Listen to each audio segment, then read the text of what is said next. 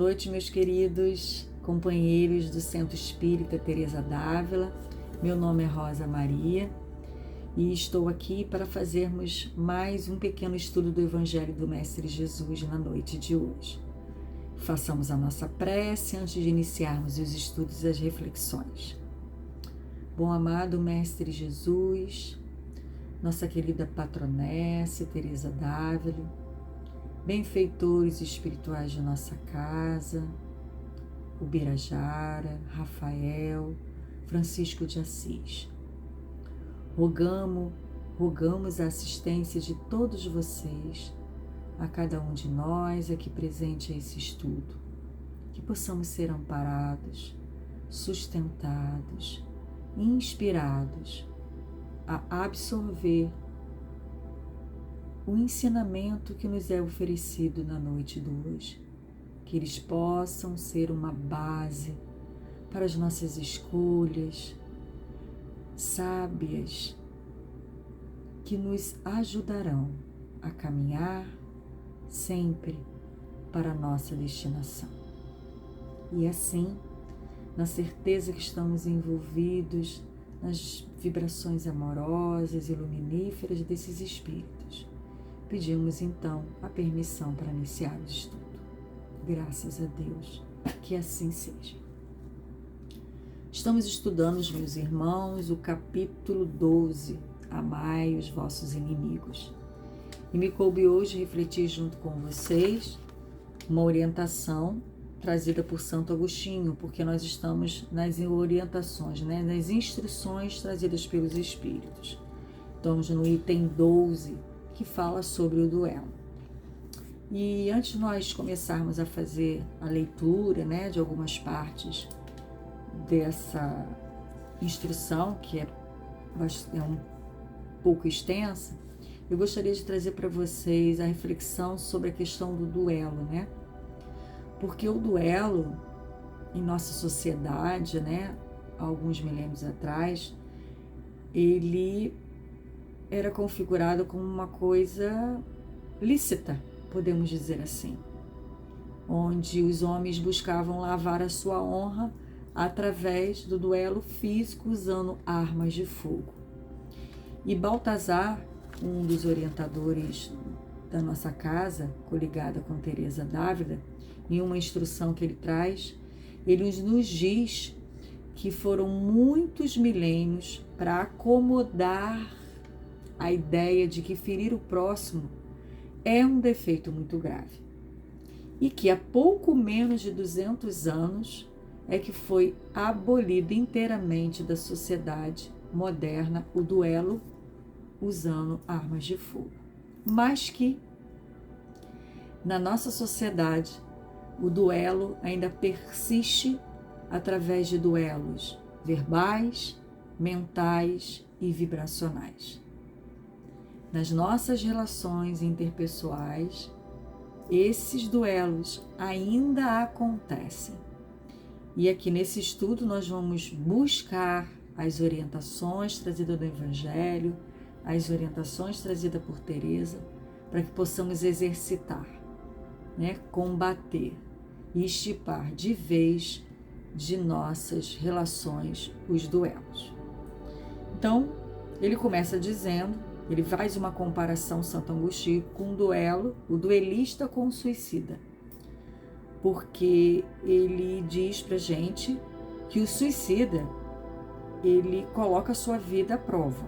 E o duelista, como nós falamos no passado, também colocava a sua vida em risco, Porque o suicida não coloca a sua vida à prova, o suicida, ele extermina a sua vida, porque ele não consegue enfrentar as vicissitudes da vida, como diz aqui Santo Agostinho. Na verdade, o suicida quer acabar com os seus problemas. E ele compara isso ao duelista, porque o duelista, como nós falamos, num passado não tão distante assim, ele também colocava sua vida em risco. Porque quando ele ia para um duelo, ele sabia que ele poderia dar fim à sua vida ali, dependendo de quem era o adversário. de que habilidades cada um tinha, porque era a partir das habilidades físicas que sairia ali um vencedor, se podemos dizer assim, para poder melhor compreender. Então, o suicida, ele não tem coragem, não tinha coragem de enfrentar os seus revestes da vida, e ele diz que o duelista, para se colocar nessa situação de duelo, ele não tem coragem de enfrentar as ofensas. E aí eu deixo uma pergunta que a gente vai buscar responder durante o estudo, né? Por quê que nós não temos coragem de enfrentar as ofensas que nos são dirigidas? E Santo Agostinho deixa essa pergunta aí, remoendo os nossos pensamentos.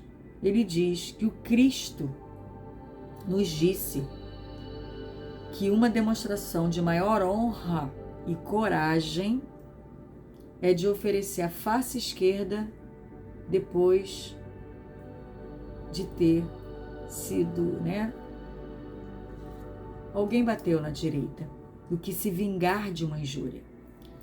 E também o Cristo disse a Pedro, diz aqui ele, no Jardim das Oliveiras: recoloca a tua espada na bainha, porque aquele que matar com a espada morrerá pela espada. Com essas palavras, ele pergunta para nós: Jesus não condenou o duelo para sempre? O que a gente pode? Claro que sim, né? Porque quando ele diz que nós devemos oferecer a face esquerda depois de ter apanhado na direita, ele está nos recomendando a não o quê? Devolver ao outro o mesmo que o outro está nos oferecendo. A não entrar em sintonia vibracional de desequilíbrio. A não agirmos com dente por dente, olho por olho. E sim, perdoar. Calar-se, vamos dizer assim. E buscar compreender o que está acontecendo com esse irmão que está nos dirigindo a ofensa. Quando ele diz a Pedro, a bainha, porque se você ferir com a espada será ferido, é que o que você oferece à vida, o que você dá para o próximo e para o mundo, é o que você vai receber de volta. Então, se você oferece espinhos, se você ofende, se você entra na sintonia desequilibrada, de energias, de uma baixa vibração, é isso que você está atraindo para você. Então nós precisamos pensar nisso muito. Minha gatinha querendo aqui estudar junto com a gente. E aí, vamos lá continuando.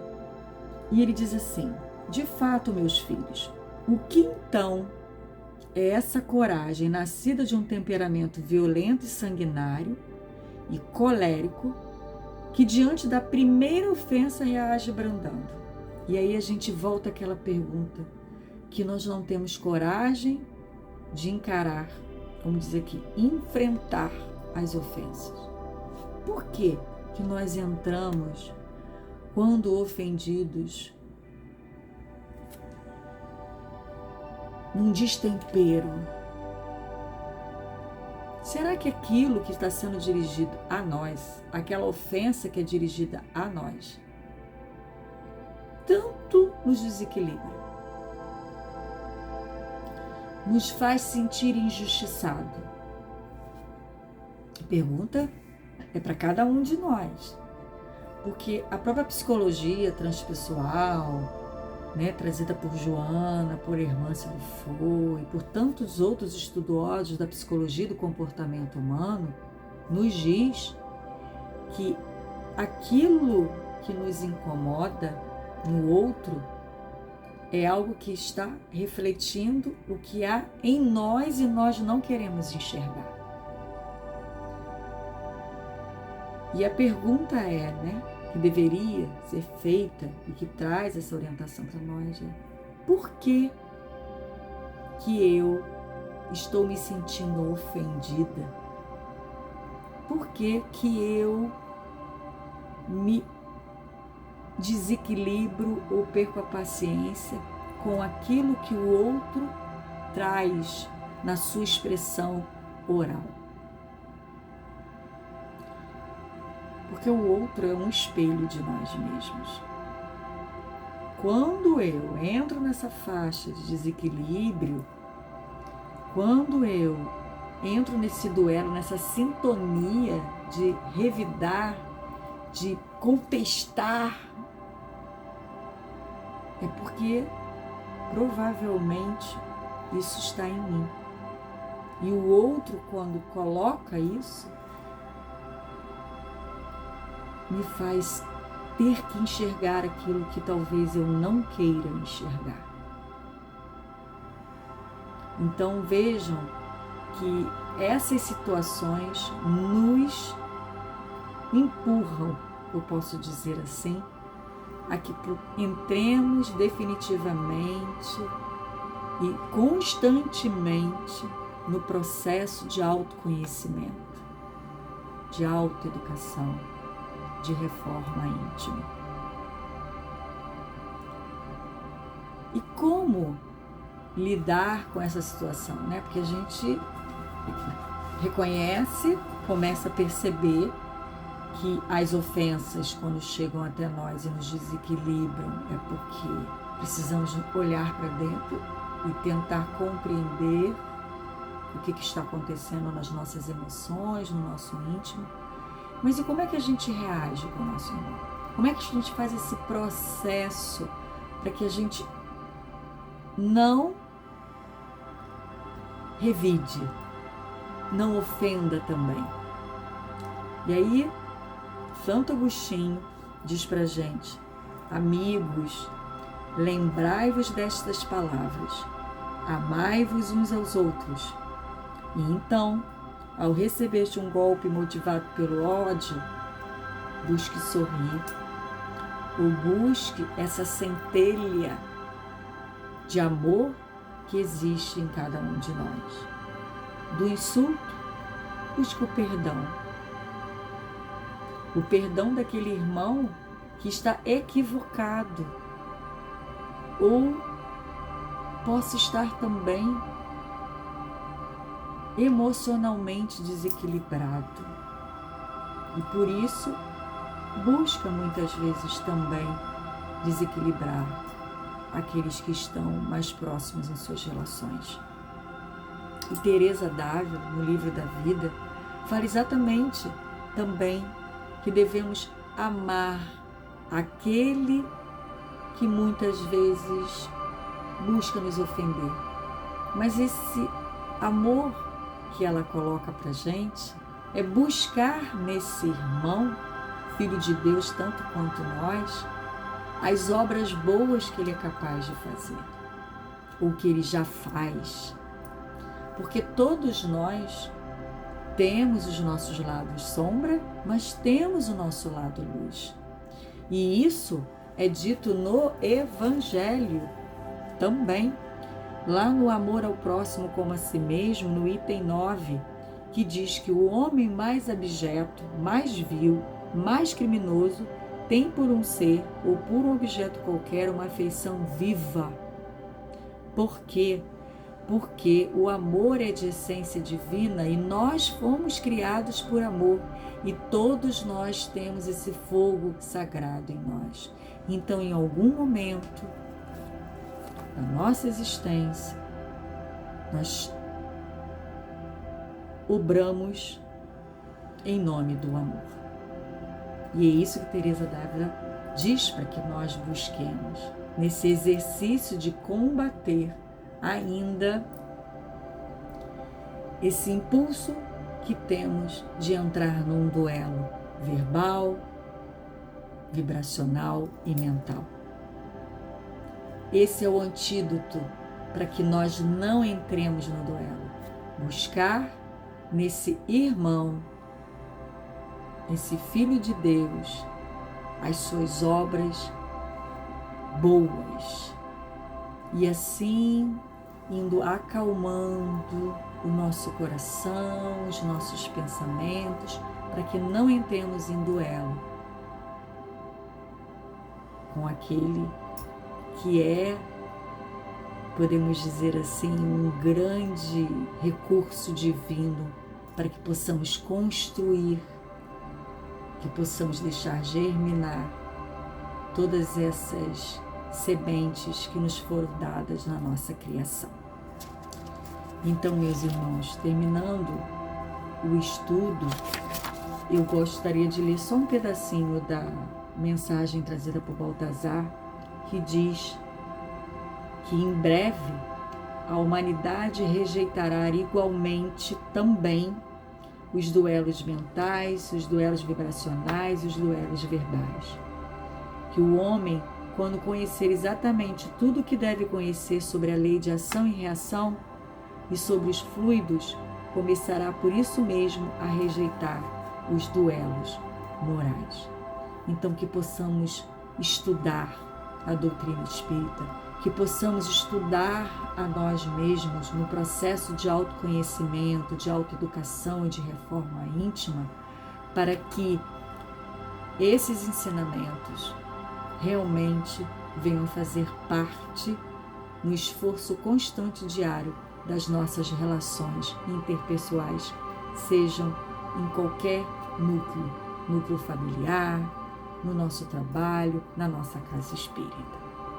Muito obrigada a todos vocês que estiveram aqui vibrando nesse estudo junto comigo. E façamos então a nossa prece de encerramento. Graças a Deus, graças a Jesus, tivemos mais uma oportunidade nesse pequeno estudo do Evangelho que nos trouxe claramente as orientações que devemos buscar com esforço praticar nas nossas relações. Que possamos sair desse estudo mais confiantes de que somos capazes de vencer a nós mesmos diante do mundo e diante de tantas convicções equivocadas que ainda existem em cada um de nós. Que Deus abençoe a cada um aqui, aos nossos familiares, e que tenhamos uma semana abençoada, de muita luz e de muito amor. Graças a Deus, que assim seja.